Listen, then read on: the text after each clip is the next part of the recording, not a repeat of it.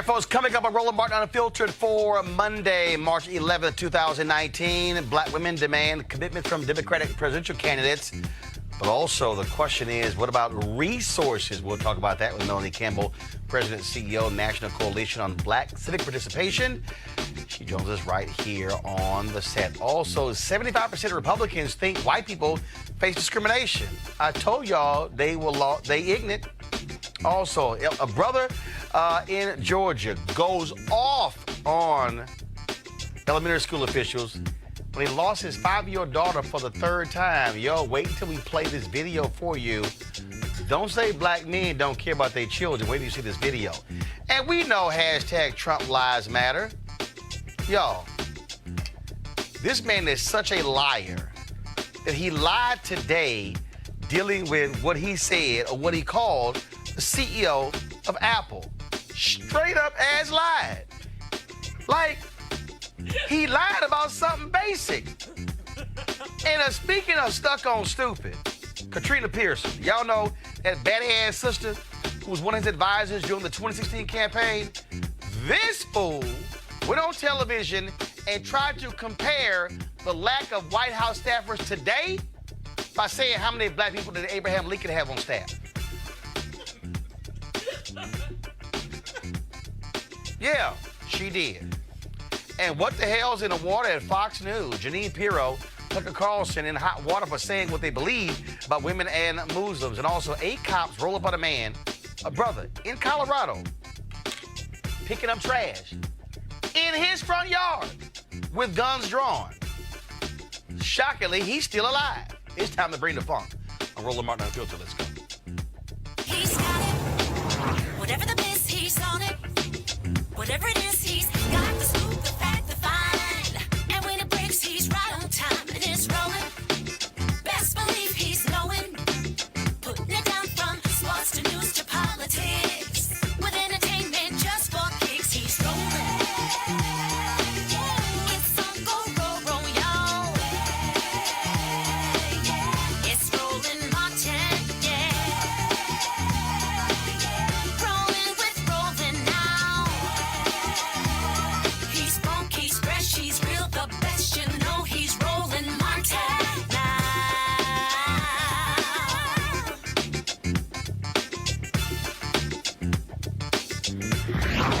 Martin.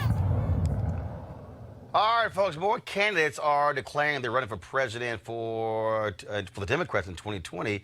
The question now becomes, how are they going to appeal to voters all across the country? We know African Americans are the most loyal Democratic constituency, but the question then becomes, what is this party going to do, not only when it comes to each campaign hiring staff, but also the resources they spend and the issues they actually focus on. Now, in April, in my hometown of Houston at Texas Southern University, women of color are going to hold a presidential forum for all the candidates, and then right now they are of course waiting to hear how many of them are going to be attending. Now, the first Democratic debate isn't until June.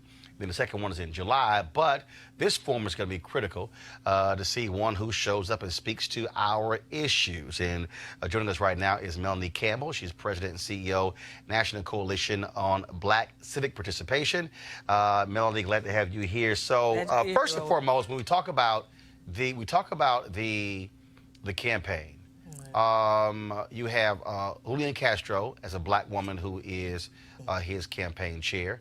You've got Bernie Sanders. Nina Turner is one of his co-chairs of his campaign.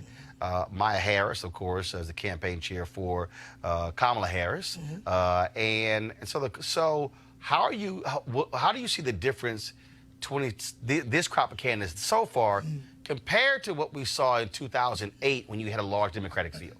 Well, I think part of it, what's happened since 2008, is that black women are stepping more boldly and challenging the system, right? And Julianne can remember this in 2007. Dr. Haidt was still with us, right? And we sat down with the campaigns, right, and started challenging the campaigns We know we have to challenge the candidates, but we sat down in 2007 right there in CNW's basement and met with those campaigns to ask them what they were doing, how they were dealing with who they were hiring, dealing with the vendors, start asking those hard questions. Then we followed up with getting the candidates to fill out the presidential questionnaire on issues that were important to black women. We did that in 8, and we did it again in 12 and 16, so that you have some information from these candidates. We know there are going to be debates. We all try to engage in those, but we want to have something in writing from those candidates. Some old-fashioned stuff is still okay to do, and that's put in writing. What are you going to do? What is your stance before we even get to the primaries? But it's not even just even when we talk about the individual candidates. When Power Pack did their analysis on the resources being provided by the Democratic constituencies. When you looked at the Democratic National Committee, when you look at the DCCC, DSCC, when you look at Democratic Governors Association, a paltry amount of money spent on African Americans. Right, we have now seen after Doug Jones' race in Alabama, even how close Mike Espy came. When you look at, of course, the midterms as well, what black people are also saying is, where are the dollars? Not the last weekend in October. Yeah. Exactly. Where are the early dollars? Yeah. And not just investing on the ground, but also those black firms. The reality is black people can do campaign commercials, radio and television, and black people can be political consultants. They can be pollsters.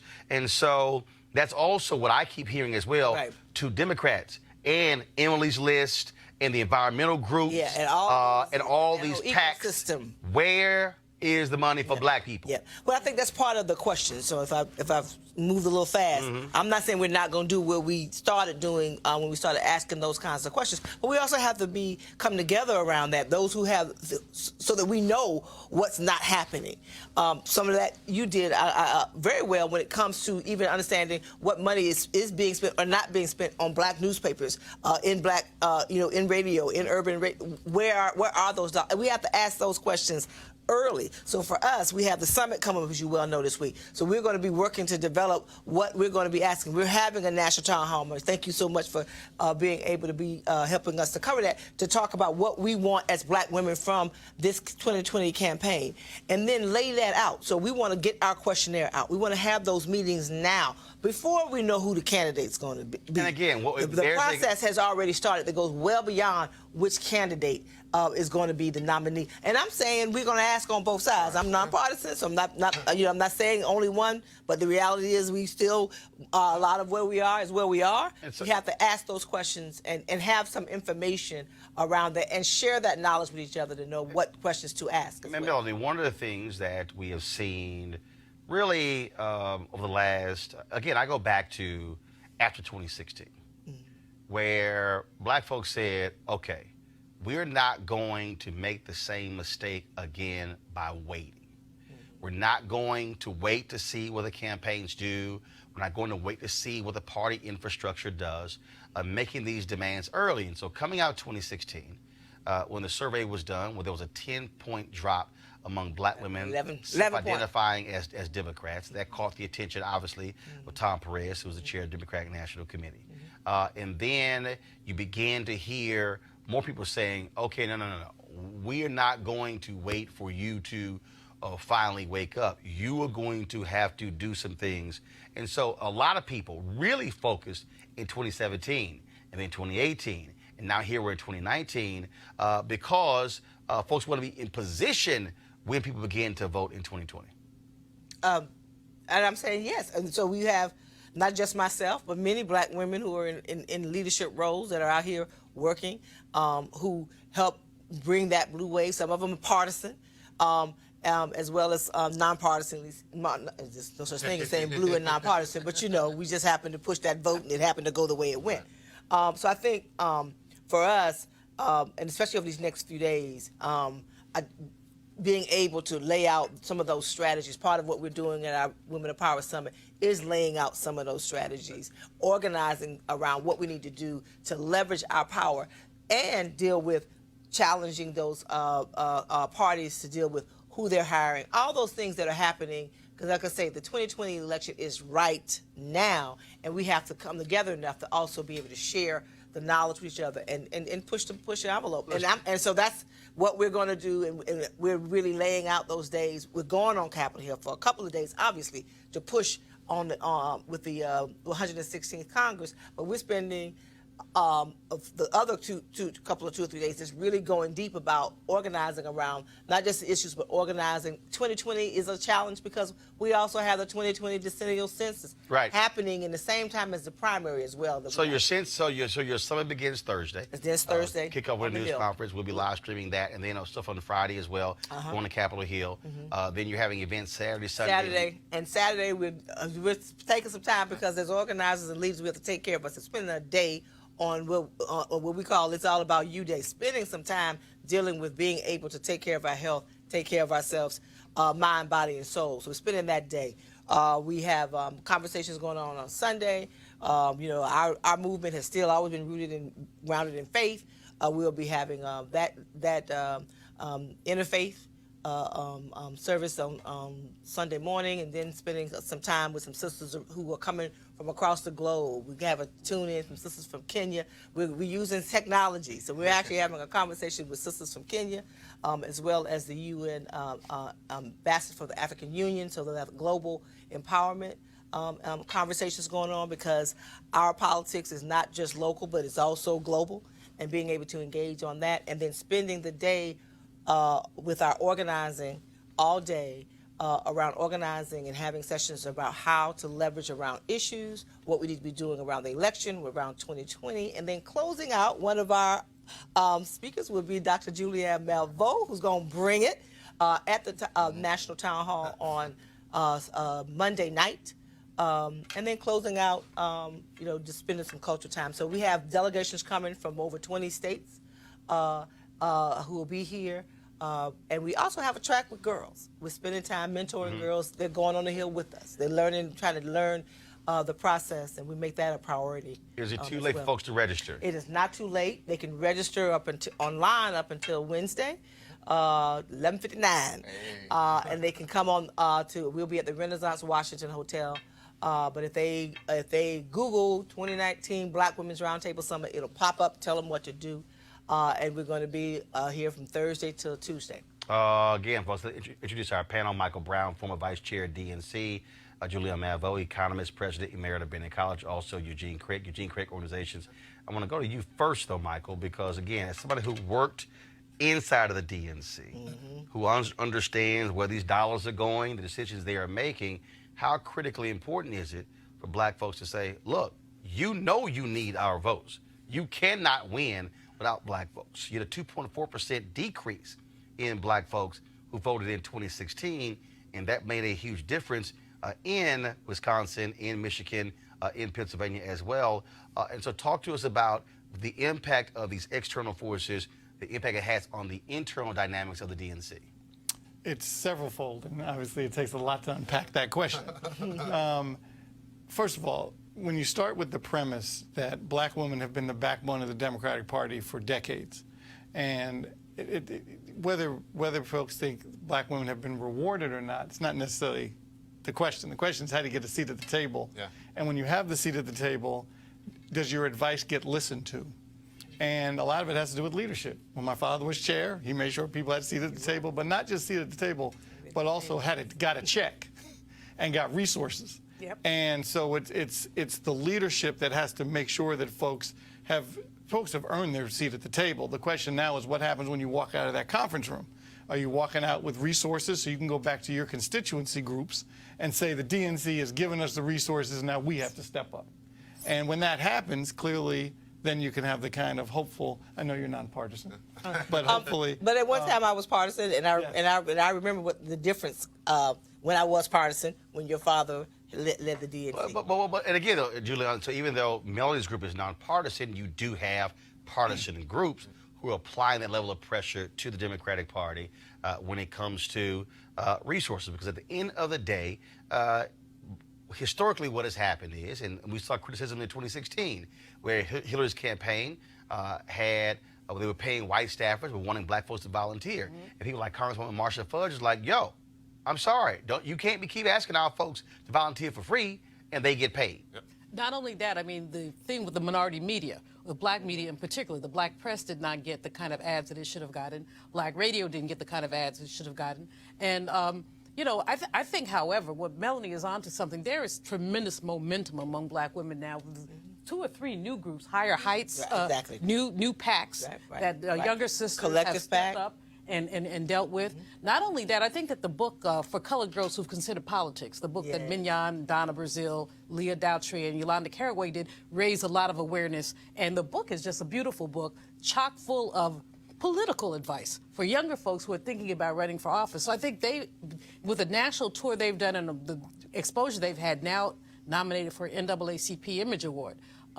With that going on, you just have more visibility towards what black women are doing. Not to mention what happened in Alabama, not to mention these new women who are in Congress and the push that they have. So we have more sway, but the issue is whether or not we use it. People need to stop telling these younger sisters, AOC included, Ilhan, those, to behave. Well-behaved women never get anything. You know, so people talk about they need to be more circumspect with their attitudes toward Pelosi. No, Pelosi's, you know, a big girl. She can take it. There has to be enough dissension in the party for black women to feel that we're not being rolled over. Eugene, at the end of the day, it comes down to pressure bust pipes. Yep. And what you have seen is black folks on the ground saying, we know how to turn people out. You can't just somehow walk into these communities and think you send some white kids with a clipboard or a PDA and an iPad that's going to do it. No, you have to have people who understand how to reach those folks who are hard to reach. That's really what also this is about. Yeah, I mean, the thing is this. My philosophy has always been you treat black voters the same way you treat any other constituency group. You know, on our side of the aisle, you know, they'll send, the gun rights activists in to rally up the gun rights activists and put real resources behind them. Well, you want black votes, you need to do the same thing. I think, I'm a believer that, the black vote should be competed for, that both parties should compete for, and I know our side does a piss poor job of it. But I think going forward that, look, black women are leading the charge here. They're saving our country a couple cycles now. They should, we need to be not rewarded, but respected. All right, folks, let's talk about our second story here. Poor white folks. What the hell's wrong with them? According to a poll by the Hill newspaper, 62% of them felt that white people, they felt that white people had to deal with discrimination. The number jumped to 75% of Republicans. This is a result of the persistent and false media narrative that black and brown people get all these goodies from the government while white people do not. What? See, this is what just I keep laughing at this whole idea that they actually think they are being discriminated against. It's because they don't read, Roland. I mean, if you read anything about wealth disparities, you know what the ratio is. If you look at the unemployment rate, black unemployment rate, twice the white unemployment rate, you know what the ratio is. But the problem with white Republicans, and I might just extend that to white people in general, is that they're ignorant. And they're ignorant of history, ignorant of reality, just ignorant. I mean, you cannot make chicken salad out of chicken spit. Ignorance is pure ignorance, and this is what we have here is ignorance, and it wasn't spit. The bigger issue is that there is a extremely strong, now poll-tested majority of white conservatives that want to be victims. Now, there's a comfort and calm and victimhood, and so for them is, oh my gosh, they're discriminating against us and viewpoint discrimination on campus. Then it becomes, the black and brown people are getting all the attention in the workplace. Because look, there's actual. Oh yeah, that's what the poll just said. That's what the poll. That's their thought process. And they really believe that. And they really honestly believe it. And Melody, what we have here, we also have conservative media who tries to drive home this particular point, as if somehow these white folks aren't benefiting from. I love it when they use government handouts. I mean, when you talk about $12 billion going to Iowa farmers because Trump screwed up the whole tariff deal, that's government handouts. So I'm sorry, they're called subsidies. No. I mean, and people use that excuse. Not to me. With those polls, because there's always a difference in race, what we think versus what they think. And at the end of the day, it's still about race. At the end of the day, it's still about privilege of being able to say, we want to be the top of everything. Yeah. And at the end of the day, you can spend the time, what's happening or not happening in your own household. And so, to me, tell my white girlfriends, you know, go talk to your cousins. I know you're not doing it, but go talk to your cousins. Find out why you know, and try to figure out what they need to do. We got this over here with black folks, and part of the progressive movement that is a consistent challenge is that we'll spend time trying to convince us. We got us. You know, you just need to put the resources, and we have to resource ourselves as well. But at the end of the day, those polls, I go, well, yeah, what else is new? What else is new? Every election cycle in recent history and beyond, we see that white women will continuously vote the way they vote. And I stopped telling them after 2010 that they're voting against their interests. Their interest is white privilege. Their interest is white women want to continue to have that privilege. And so within their household, that's what it is about. Michael, what you're dealing with here is these are the buttons Trump is also pushing. And they are falling for the okie doke, not realizing how they're getting played, and also their children also. We have polling data that shows that these white millennials are also believing that discrimination against white folks is just as bad as against black folks. And what's happening is probably happening in the households, because going back to the white women vote issue, the husband's saying, you have to do what I need you to do. This is for us. It's making sure our future, our family. And that's what's kind of transcending everything. And they're playing the card. They're playing the card that they have, because they're running out of cards. As the demographics No, they're running out of people. change, running out of people. That's what I mean. As They're running out of white babies. The demographics continue to change. They're playing the cards they have left. All right, Melanie, we appreciate it. Thanks a bunch. Thank you. And look, we'll give the website again and people can register for the conference. Just go to ncbcp.org, ncbcp.org, or just Google Black Women's Roundtable Summit. It'll pop up. All right, we appreciate it. Thanks a bunch. Keep up the good work. Thank you. All right, folks, who says black fathers do not defend their children? Check this video out of Georgia, where this black father was not at all happy when, for the third time this school year, the school lost track of his 5-year-old daughter. That's transportation. That's a separate. It was a teacher that told him. Y'all allow these buses to come pick these kids up, therefore you're responsible. No, sir. When You're they responsible get on the bus, when they you decide if they can keep them or I not. release my child to get on your bus to come to your school. Until my child makes it home through my door, you're responsible for my child, not me. No. You are. Until my child reaches back I'm gonna down, let you handle it 'cause I until feel my fine child about reaches that. back down where I live, you're responsible for my child getting home. We can keep it low. No, Children. I don't care. Y'all didn't care nothing about my kid when she was missing for 3 times. This is the 3rd time. And you want to talk to me about somebody else's kid and you ain't care about mine? I understand your. Don't ask me to be calm. Don't patronize me. Don't chastise me. Don't do it. And you doing it now. So stop. Because it's the 3rd time. I don't care about nobody else's kid out there. And you know what? They need to hear this so they understand what y'all trying to cover up. That y'all losing people's kids. What's going on? What you can hear what's going on. You want to know what's going on? Step your ass in here. Sorry. That's what you can do. Step in here. The 3rd time that my daughter has been lost. Do you want to talk? Because we can talk. Step in.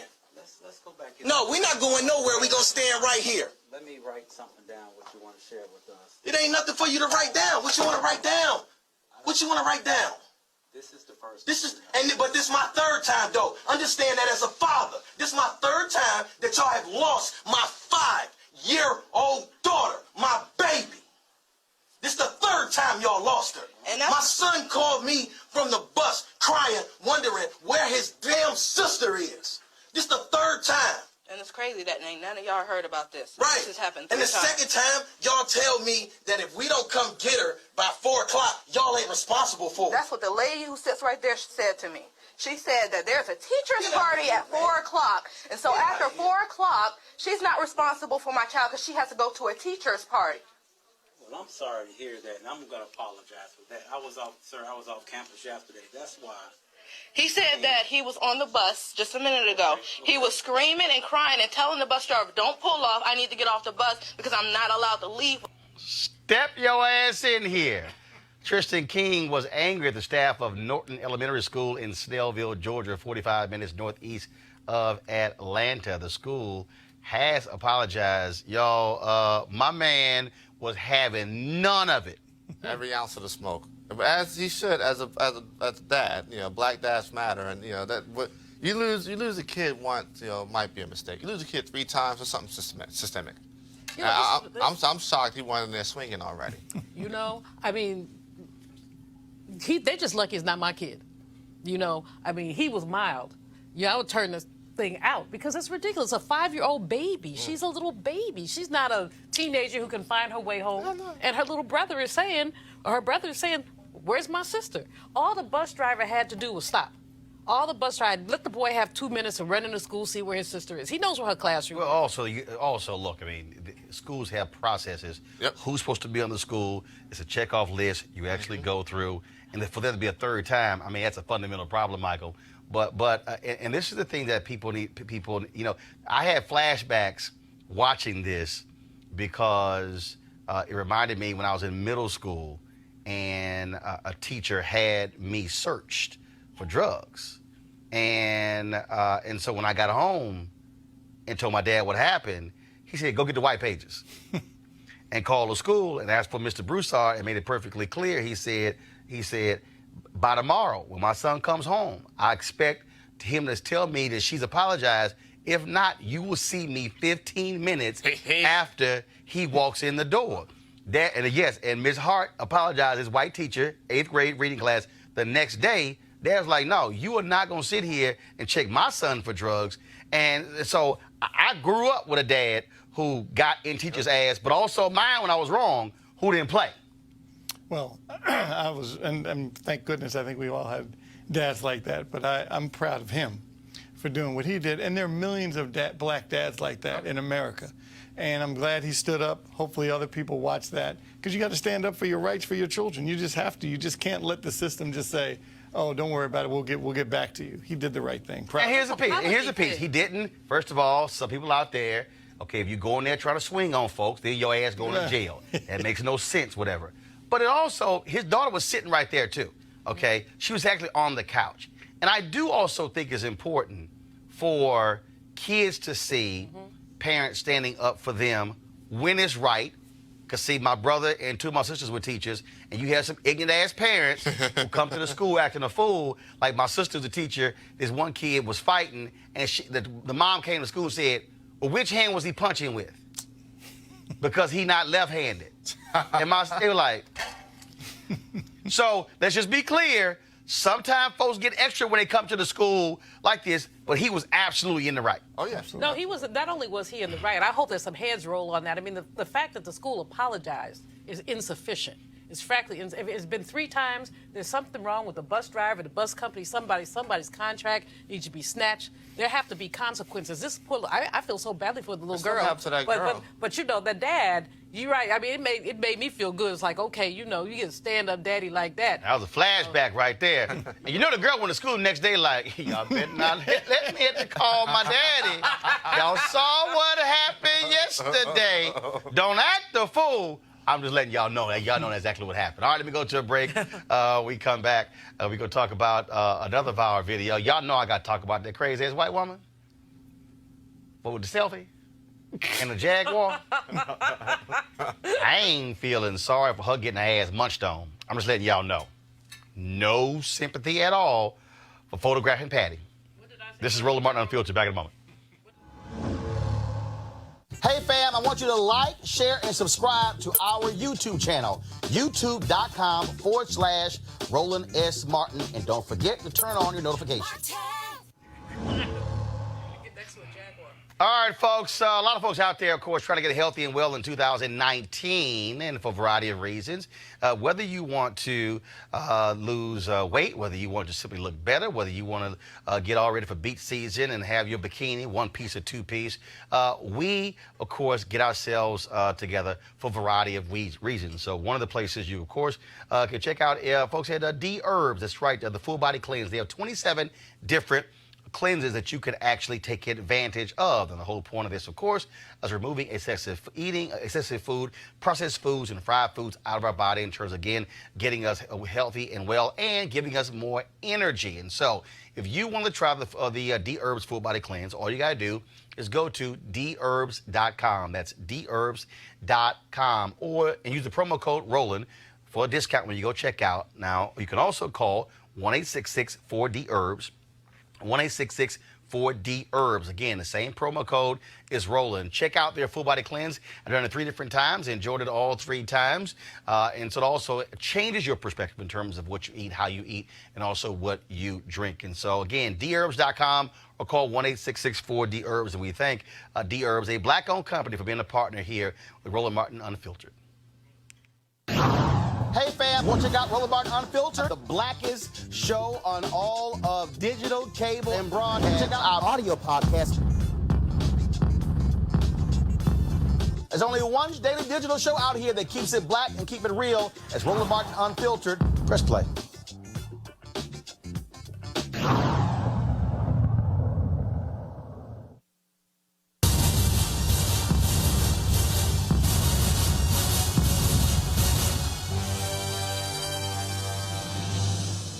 Now, y'all know I created the hashtag Trump Lives Matter shortly after he won because his ass was lying from the get-go. More than 9,000 lies since he's been president. Washington Post, they keep a count of these false and misleading claims. We call them lies, but y'all, today, his lying ass really just continued. Okay, so this was the other day at the White House, y'all. Just press play. I mean, you've really put a big investment in our country. We appreciate it very much, Tim Apple. We appreciate it very much, Tim Apple. Now, I want y'all to play it again. I want y'all to, because I'm about to read something, but y'all gonna get a kick out of this, okay? I mean, you've really put a big investment in our country. We appreciate it very much, Tim Apple. Now, he got mocked on cable news, but also on social media. So over the weekend, he was talking to donors, and he told them, he said, Tim Cook Apple real fast.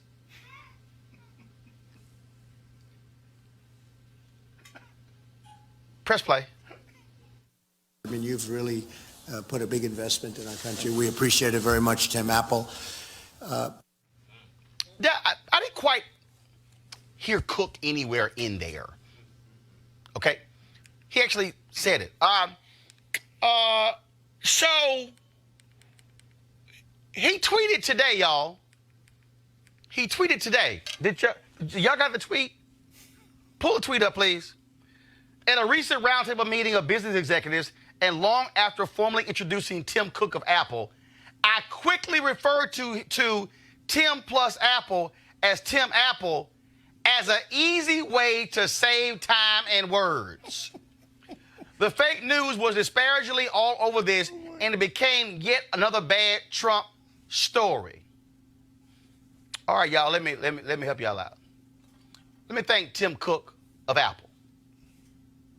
Matter of fact, hold on, let me put the timer on. I just want to see how fast this thing goes. Start. Let me thank Tim Cook of Apple. Ooh, that took 2.4 seconds. Let me do it again. Go to my iPad. Let me thank Tim Cook of Apple. Oh, damn. That's 1.98 seconds. Eugene, he really was trying to save 1.98 seconds of time. This is a lying ass. It's like, dude, just go with it. But no, y'all, I was trying to save some time because I didn't want to say Tim Cook and Apple, Trump, so I just went Tim Apple. Listen, your president's a liar, and he ain't my president. Is a full believer of dying with the lie. I mean, 100% believer of dying with the lie. My grandmother used to always say, a congenital liar will tell a lie when the truth will do. I mean, that would always be her lie. She'd tell a lie when the truth will do. What's the big deal? I misspoke. Exactly. I mean, just move on. The man really is a congenital liar. He is afraid to be made fun of. Yeah. Or I don't know why. He's the funniest thing we've ever seen in the White House. I mean, you got a guy. This is the same guy that signs Bibles, right? So when you have that kind of, he signs Bibles. Down in Alabama. He signed Bibles. But Michael, here's the deal though. Dog, this is real simple. You roll with it. Look, Obama made flubs. Bill Clinton did. Bush 1, Bush 2, Reagan. Every president has made a mistake. It's like, oh, how dare they make fun of me? So therefore, okay, I gotta lie about it. And yeah, I was trying to, hurry up and skip a word. So I ain't want to say Tim Cook of Apple. I just went Tim Apple. Not with the lie. I don't get, on this one, number 40, I call him 45, by the way. 45 on this one, this was easy. This didn't even have to require all of this and you talking about him and Saturday Night Live talking about him and being on the news. He did this himself with the tweet. All he had to do was say, my bad. Like you said, Doc. I made a mistake. I made a mistake. But what you're dealing with he could here... have even said, I meant to call him Tim Apple. But here's the deal, though. This is a guy who cannot admit mistakes and who lies. And I fundamentally believe that whoever wins the Democratic nomination, this is how they must operate during a presidential debate. Is this your... Watch this. Trump is talking. That's a lie. He lying again. That's 4 lies he just told. No, while he's talking, while Trump is rambling, whoever's the nominee should say, lying again. Still lying. Hasn't stopped lying. They should straight interrupt him. And remember he was walking around the whole debate deal, and he was like all behind Hillary? If I'm walking, I'll be sitting there going, that was another lie you just told. I'm telling you, you got to sit here. Now, Bernie Sanders had a great line when he was asked, he said, I'm going to bring a lie detector test to a debate with Donald Trump. You got to call. See, as long as Democrats try to play this thing nice and sit here and, do the little dance, no, you got to say, yo, he's lying. Yeah. What he is saying to you right now, to the American people, he is lying to you and he thinks you will fall for it. Because here's what it's going to do. It's going to force the moderator and the networks to have to fact check. Yep. And so when the debate is over, they're going to be like, during the debate, so-and-so called him a lie. Well, guess what? We went back and checked, and he was lying. He wasn't. No, they're going to say he wasn't telling the truth. Or he misspoke. That's what they're going to call it. That's how you deal with a liar. Yeah. I agree 100%. The thing is going to be, I love our forever floaters, and, there's some situations, they go low, you go high. When it comes to Trump, the only way you better beat him in 2020, when he goes low, you got to take him to the ground. All that go high, no, you got to to the ground. Yo, you got to punch a bully in the face. Exactly. Now again, though, you got some crazy people out here, y'all. Lord, may have mercy, y'all. I couldn't believe we even about to talk about this. Just roll it. Just roll it. Stupid! Now, y'all know Katrina Pierson is a flat-out idiot. I'm talking about dumb as a bag of rocks. She worked for Trump during the 2016 campaign. That child would go on TV and would just make stuff up and just lie through her teeth. Now, she was scared to bring her behind on my show. I wonder why. So this weekend, she was on Al Sharpton's show on MSNBC, and she was asked to name an African-American who works in Trump's West Wing. Y'all, listen to what her ass said. Because I'm not going to participate in the attempt to make this all about race. It's ridiculous. How many black people were in Abraham Lincoln's West Wing? It's First of all, to go if you got to go back to Abraham Lincoln, you really need to shop. That's my point. George my point Bush. is, was Abraham Lincoln a racist because he didn't have a black person in the West Wing? This is insane. It's an insane discussion.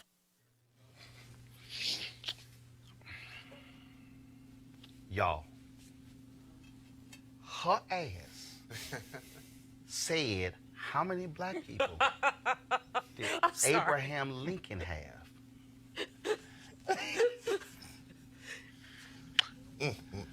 Now, y'all do know that there were a handful of free slaves when Lincoln was president. But black folks were still enslaved.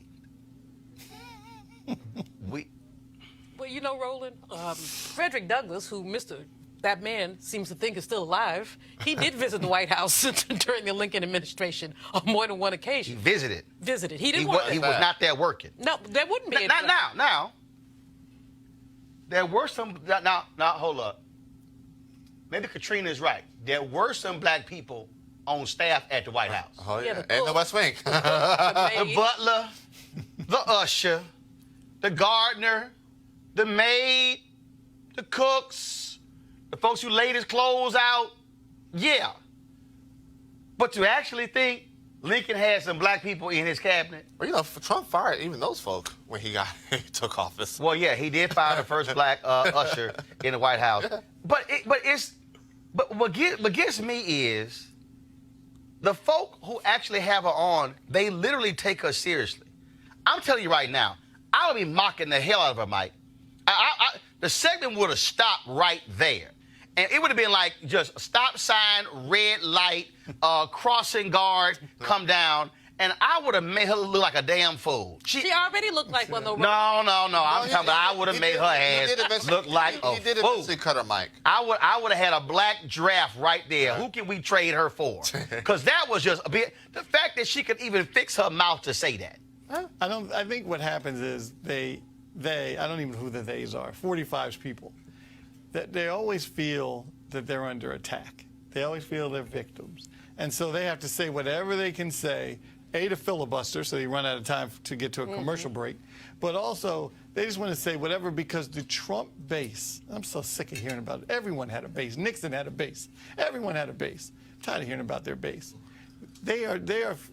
He's basically playing his base for dum-dums. Yeah. Because anything he or his allies say, he thinks they'll believe. And because of that, we get into the situation like with her. And they will. But one thing I must say in recognition of Women's History Month is that Mary Todd Lincoln did have an African-American woman, Elizabeth, I forget her last name now, but who was her tailor, her seamstress. And that is ingermane to that point. But the fact is that Lincoln was somewhat open to our participation. And this woman was, and they were best friends after Lincoln died. But this little girl here, and I say little girl because I don't have any respect for that level of ignorance. I mean, that is beyond ignorance. I can't. And Eugene, and the question is, who's in the West Wing? Who's in the West Wing? Who's the executive at Trump? But the reality is, who's in the decision-making capacity in the campaign side? Hell, who do we have at the RNC right now? Nobody. I mean, there's a coordinator, but as it stands right now, there are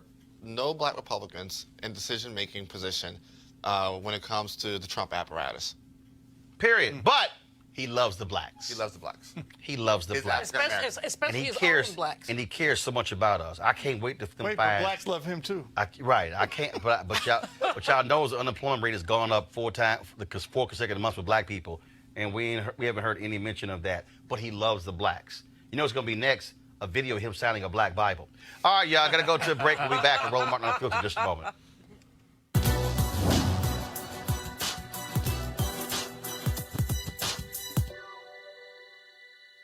Stand on your own 2 feet and fight like hell for your place in the world.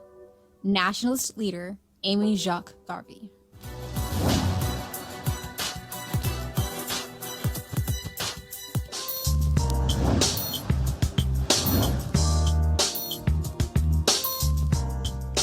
All right, folks, HBCU Giving Day. Our school of the day is Meharry Medical College, founded in 1876. In Nashville, Tennessee. It, of course, trains more black doctors than anybody else in the country. Notable alumni includes Hastings Banda, Conrad Murray, Robert Walter Johnson, Dorothy Lavinia Brown, Lester G. Jackson, and many more. If you want to support Meharry, go to www.home.mmc.edu, home.mmc.edu. Or if you want to support another HBCU that is great, we simply want you to be sure to provide the resources to them. All right, folks, calling all HBCU alumni, students, and leaders enter the Ford Motor Company HBCU Mobility Challenge and win $25,000 for your school. Building on their long-term support of HBCUs, Ford is looking to improve mobility in HBCU communities through innovative solutions. The winning program will receive a grant of up to $25,000 to implement the proposal. Julianne, be able to make sure Bennett is applying for that. The deadline to apply is March 31st, 2019. March 31st, 2019. So that's 20 days from now. Go to FGB.Life, FGB.Life for more information and to apply. Remember, Ford goes further in our community. We certainly thank them for being a partner with us here at Roland Martin Unfiltered. All right, folks, here's some follow-ups to a story that we covered last week. We told you about a young black girl's body that was found in a duffel bag off of a hiking trail in Los Angeles County. Well, on Sunday, police identified the young girl as 9-year-old Trinity Love Jones. 2 persons of interest were detained in connection to Jones's death, and the investigation is ongoing. The coroner's office confirmed her death to be a homicide, but withheld the cause of death. We'll keep you updated as more information becomes available. Also, the black woman in Columbus, Ohio, Amber Evans, is still missing. It is now more than 40 days since she has been missing. She's an activist there in Columbus. She's 28 years old, 5'5", weighing 122 pounds.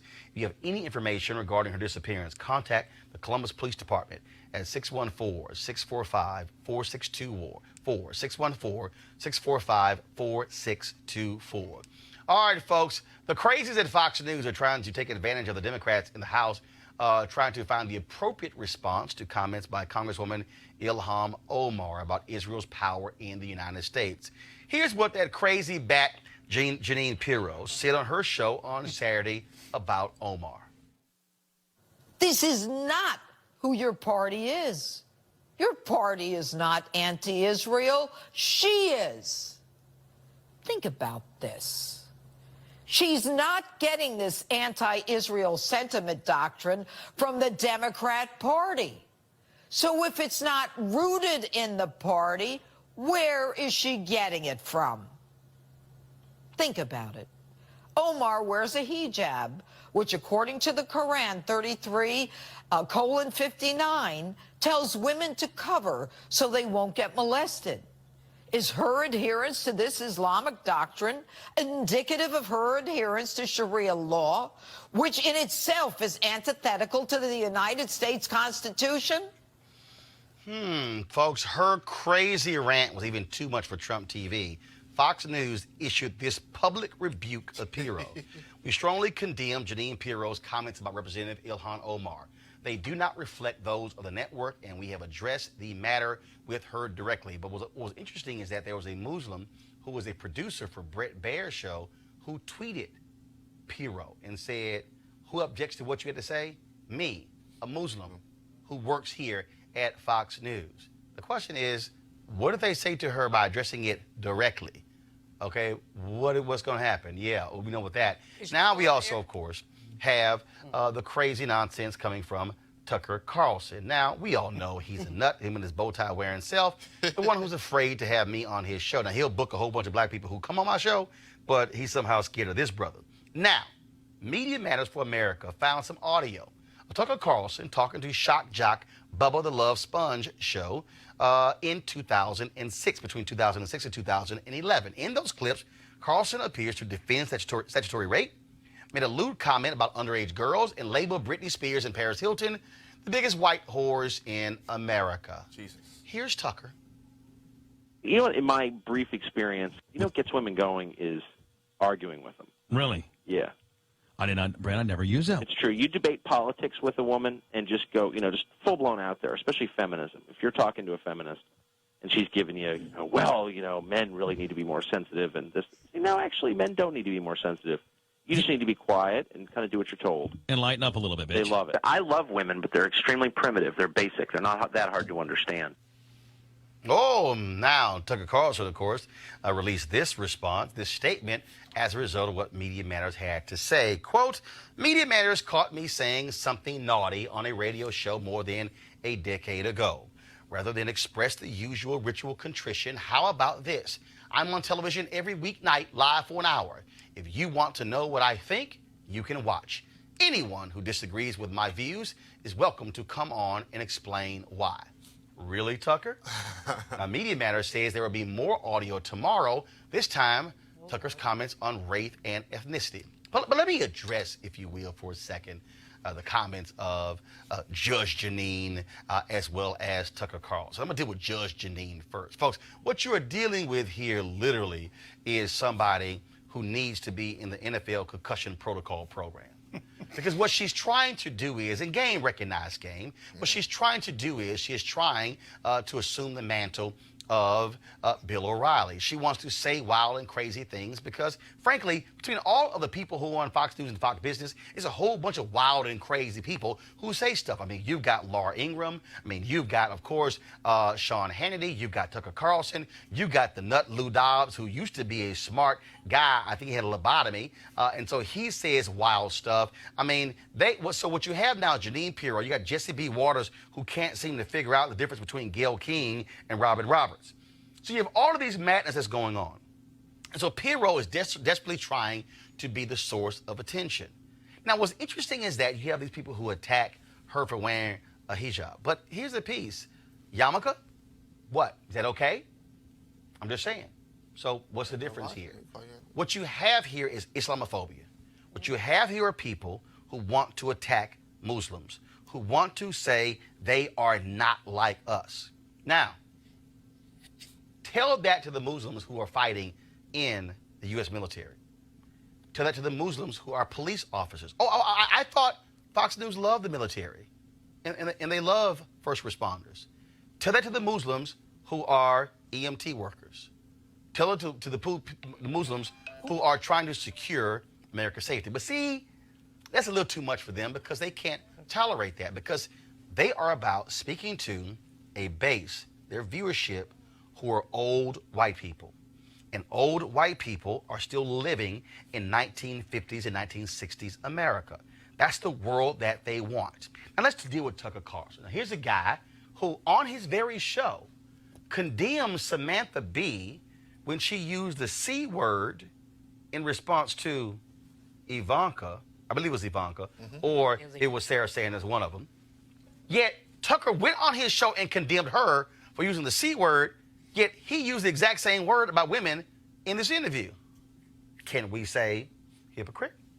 This is the same guy who often will show video of other individuals and comments that they made years ago. In fact, just last week, he was showing video of comments that Joe Biden made about the crime bill and about busing and brought it up. But now he says, I was saying things that were naughty. Really? See, here's the real deal here, folks. Tucker Carlson is a white guy with no talent who has been able to make millions of dollars operating in Washington, D.C. circles because he is deemed to be smart and erudite and somebody who has a different point of view.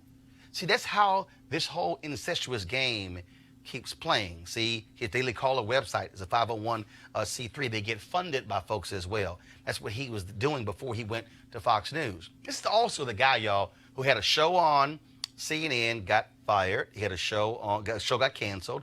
He had a show on MSNBC, got canceled. He had a show on PBS that got canceled.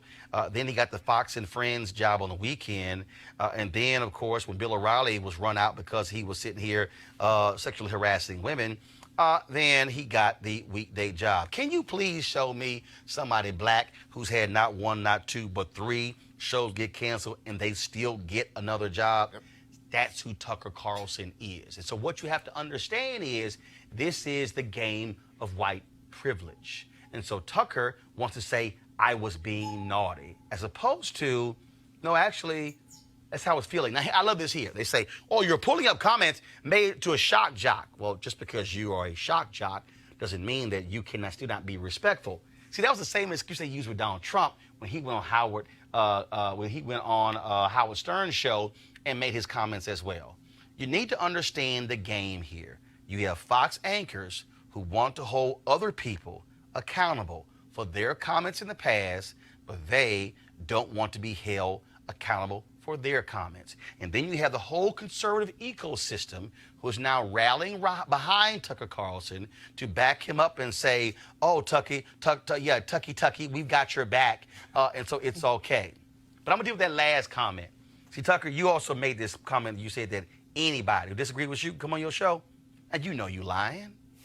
You know you lying. Because some black folks you ain't necessarily trying to debate. See, I know for a fact, Tucker, because I send an email out every single week to a variety of television bookers in networks all across the country. Your show booker is on that email. And the email says, Roland Martin, availability Monday through Friday. What cities I'm in, and if I'm available at what times. Your booker gets that email, but y'all have never called. Now, what's interesting is Donna Brazile, Monique Presley, Scott Bolden, Wendy Osefo, and others have actually brought my name up to you personally. And you said, oh, I would love to have Roland on the show. So what has happened? See, the real deal is, Tucker, white guys like you really can't handle black guys like me. Because, see, y'all actually think you're smarter than.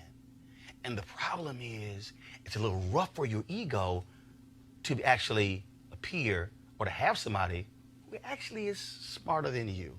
So here's the piece, Tucker. You're going to have to explain all of this.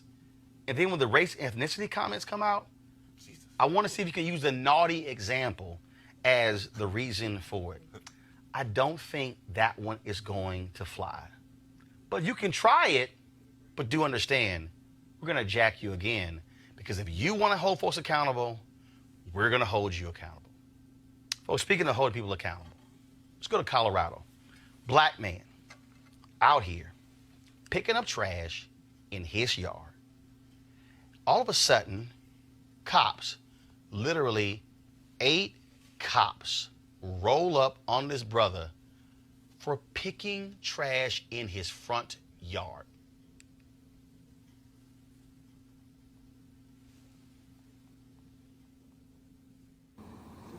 We're picking up garbage. What are you doing? 1, 2, 3, 4, 5, 6, 7, 8.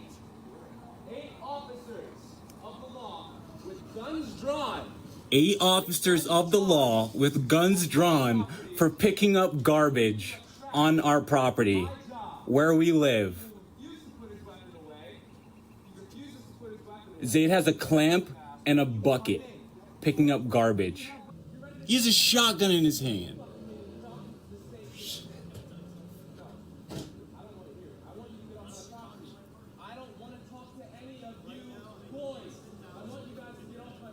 Yeah, please leave.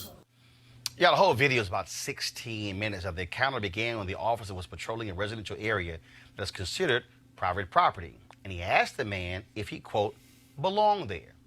The man was cooperative and even gave the officer his school ID. He asked the man to sit down and put down his, quote, weapon, which was a trash clamp, to further investigate. Now, the man refused, so the officer requested backup and pulled his gun out. That's when 8 other officers arrived, one wielding a shotgun to assist. The man who works and lives in the neighborhood had to call a supervisor to vouch for him. Officers determined the man was not a threat, had the legal right to be there and let him go. Trash in his own yard.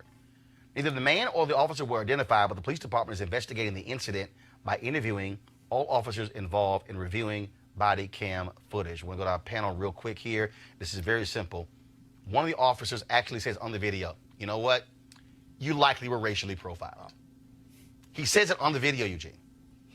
Madness. I think this is going to be interesting. I think Governor Hickenlooper, now presidential candidate, happened in his state, needs to address it. Needs to be asked about it, needs to address it. You know, these issues and situations are not going away. The only difference is that now we have footage from all angles to cover it. And, you know, thank God that there is footage, because if there was no footage, who knows how the story would have been. Crazy thing here is this guy, look, they could have shot him. You had a weapon. He was literally, if y'all see the whole video, go to YouTube. He was literally yelling, "It's my yard. I'm picking up trash. Are you serious?" And so the question is, who called were the police called or No. The cop was driving by. And he just decided He sees a black man there in a front yard and says he doesn't belong here. You know, as you said, not only was it racial profile, here's the problem. This crap is escalating. I mean, it keeps happening. It's every day. And we don't have, you don't have enough time on your show. I'm sure you get plenty of these clips to cover all of them. But it really is dangerous for black people to be out here in so many circumstances. Just dangerous. Right. And especially, I mean, usually I wouldn't say this, but especially for black men, just the black body somehow is so threatening that some man picking up garbage. I mean, what could you do more benign than picking up garbage? Right. He's picking up trash in his yard. He's not harassing anybody. He's not hollering. And, he's picking up trash. He's trying to be a good neighbor. He's trying to make his house look better. And these crackers, and that's what crackers is the cleanest word I can use. Just stop it. I mean, how do you? Mike, I think as black men, we're gonna have to go out in public with a straight jacket like this here. More than likely. Mike, go ahead. Still the greatest country in the world, but boy, do we have a long way to go. and number 45 is doing nothing to help stop this, or at least comment. He's doing absolutely. He's Well, making I mean, the it thing worse. is, if 45 believes in the deterrence, I think, after the next election, there needs to be a federal mandate passed that says, look, you racially profile, you lose your police license. You violate rights, you lose your police license. Well, again, that's what should be the case. Or if Reality the department's systemic, you lose your funding for a couple years. And of course, we just saw last week where Numan Raja was convicted for killing Corey Jones, and the Police Benevolent Association president said, oh, he was doing his job, even though he lied about it. He wasn't wearing anything that said police, and he rolled up on a guy in an unmarked white van. But they'll defend cops about anything. All right, folks, on Saturday, for the 6th consecutive year, I MC the Friendship Public Charter Schools Teacher of the Year Gala. This is the 11th year they have done it. Friendship has been around for 21 years, and they are the largest black charter management organization in the country, located right here in Washington, D.C. There were 7 teachers, of course, who were nominated for Teacher of the Year, and it was Shantae Johnson who took the award home. And so every year when the Teacher of the Year wins and I MC it, I say I'm going to show the video they produced for the Teacher of the Year. And it was a great event, more than 1,000 people there celebrating teachers. They were all dressed up, black ties, celebrating teachers. And here is Shantae Johnson. Because all students learn differently, I have to be able to build those relationships with my scholars, but also find their interest. When they are little, you have to make sure that you're fun, you're exciting, you're engaging, but you have them up and moving, you're doing different songs. Those things are fun and relatable to the scholars. Thinking cap on, and I know I'm learning quickly. Hey! As you know, the superheroes, they save the day, so they like to imitate those superheroes. In the classroom, I let them know that you are a superhero too. You can save the day. I love Ms. Johnson because she always teach me and my friends compound words. We learn college words, jovial, irate. Today I feel ecstatic. I love the fact that they are like sponges and they can hold on to those words and be able to actually apply it. Ms. Johnson is always asking them questions, and it forces them to become owners of their learning. It forces them to grapple with concepts because things in life don't come easy to you. And it also encourages them to want to explore and learn about the world around them. I make sure that they have the confidence and they can persevere by making sure that when they're answering a question, they can take risks. Even if they make a mistake, they can still learn from their mistakes. That nurturing part of Ms. Johnson kind of rubbed off on Chloe and gave her the ability to become a leader and stand out. And that's amazing. And that's what you want to see in your kid when they come home. And that's the type of progress that you want to see as a parent. I think she understands the importance of the role parents play. And she also recognizes that it's just not about involvement, it's about engaging. As parents, we want to be involved because we see how much she gives her students. And so we also want to give that same effort. And so it's definitely a team. I'm going to college. And I'm going to graduate.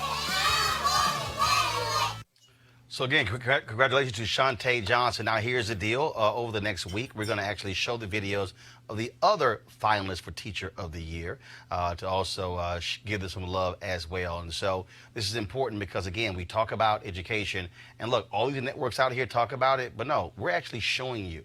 And this is by design, black teachers, a black-run charter management organization who is doing the job. And so there's no form of education out there that I don't support, so we're all about ensuring that they get some love. And so while we showed the video earlier of the father defending his 5-year-old daughter being left 3 times, we also need to be showing folks, again, what great teachers are doing in the classroom. So that's one of the reasons why we're doing that.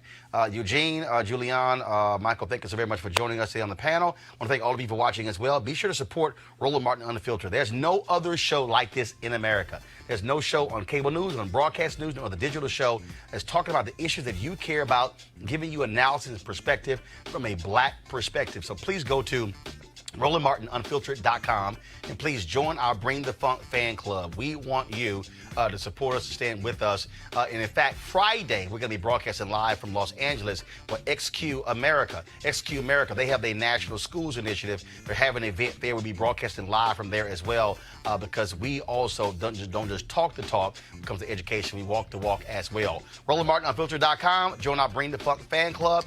If you missed the show, don't forget we restream it multiple times over the next 20 24 hours, but you can also go to youtube.com/Roland S. Martin. And just so you understand, we started this show off in September with 170,000 subscribers on our YouTube channel. Today, we're approaching 282,000. So that's great growth over the past 6 months. All right, folks, I got to go. Y'all take care. Holla!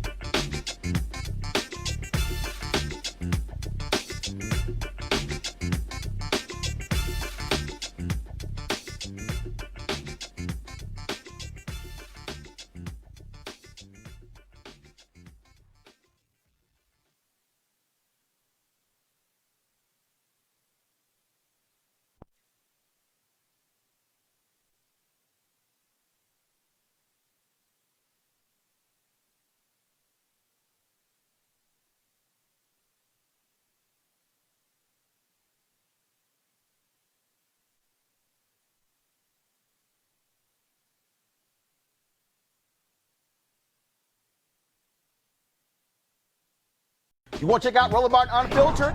YouTube.com/Roland S. Martin. And subscribe to our YouTube channel. There's only one daily digital show out here that keeps it black and keep it real. It's Roland Martin Unfiltered. See that name right there? Roland Martin Unfiltered. Like, share, and subscribe to our YouTube channel. That's YouTube.com/Roland S. Martin. And don't forget to turn on your notifications so when we go live, you'll know it. Hey fam, want to check out Roland Martin Unfiltered? The blackest show on all of digital, cable, and broadcast. Check out our audio podcast. There's only one daily digital show out here that keeps it black and keep it real. It's Roland Martin Unfiltered. Press play.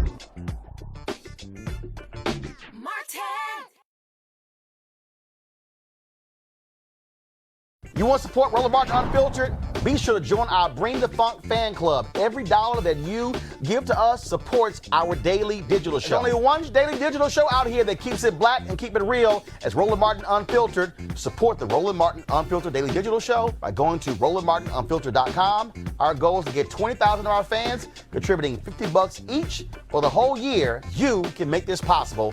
RolandMartinUnfiltered.com.